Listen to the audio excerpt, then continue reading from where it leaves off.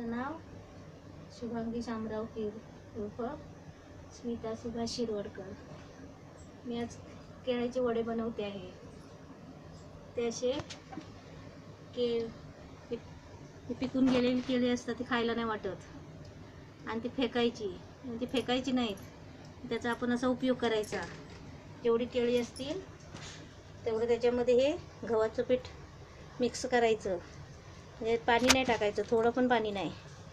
ते एकदम असं मळून अर्धा घंटा ठेवायचा. आणि ते असं मळून झालं की त्याचे आपण हे असं एवढं पातळ पाहिजे, असं हाताला येईल असं. आणि थोडं हाताला पाणी लावायचं, कारण ते हाताला चिकटतं. असं पाणी लावायचं, असं गोळा बनवायचा. याचं पाणी थोडं काय रुमाल पण घेऊ शकता, पान घेऊ शकता. पण मी इथे हे दुधाची पिशवी घेतलेली आहे. तर मी आता असे वडे थापते, म्हणजे केळ्याचे वडे. गॅस पास केलाय.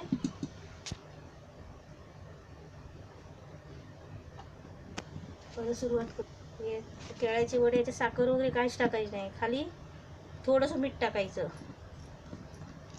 आता मी याचे थापलेले आहे, त्याला होल बिल काय पाडायचं नाही.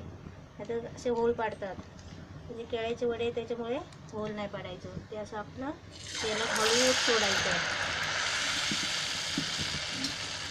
केळ्याचे वडे हे केळी फुकट नाही घालवायची, म्हणजे ते फेकून नाही द्यायची. त्याचा आपण मस्तपैकी असा नाश्ता बनवायचा.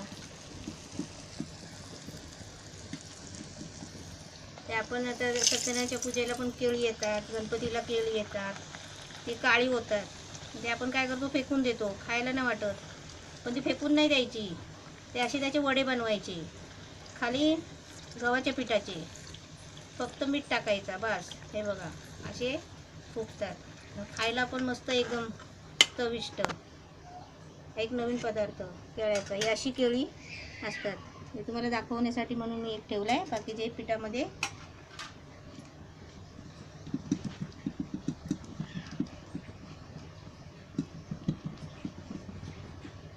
कशाबरोबर पण खाऊ शकता. असंच बसल्या बसल्या टी व्ही बघता बघता.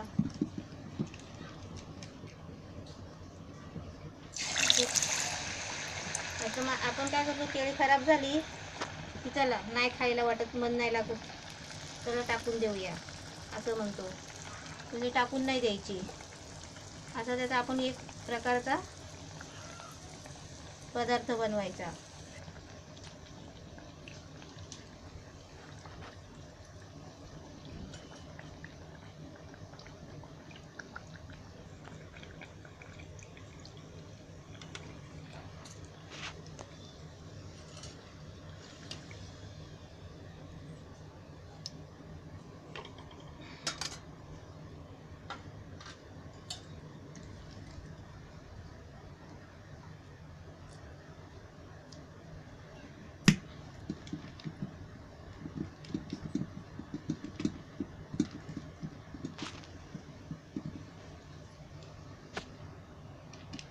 तुम्हाला अजून एक म्हणजे आणखीन एक अशी गोष्ट सांगते.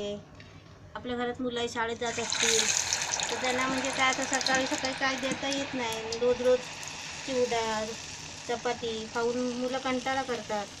त्यासाठी आपण 2 केळी असली तर ती पटकन अशी आपण म्हणजे मुलांना डब्यासाठी गव्हाच्या पिठामध्ये कालवून असं जरा करून दिलं की मुलं पण आवडीने खातात. त्याच्याबरोबर काय जाम नको, सॉस नको.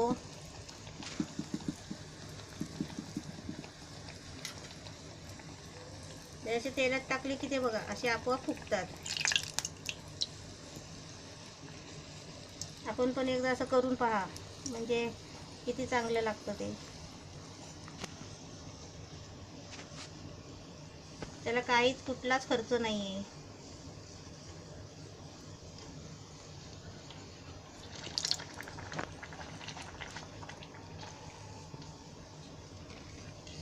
केळ्याचे वडे म्हणजे काळी पडलेली केळी असतात ना, ते फेकायची नाहीत. याचा आपण असा उपयोग करायचा. आता हा केळं किती कसा दिसतोय, आणि हे वडे बघा. असे वडे करून मस्तपैकी पाहुणचार करायचा. पाहुणे आले तर त्यांना डिश अशी बनवून द्यायची झटकीपट.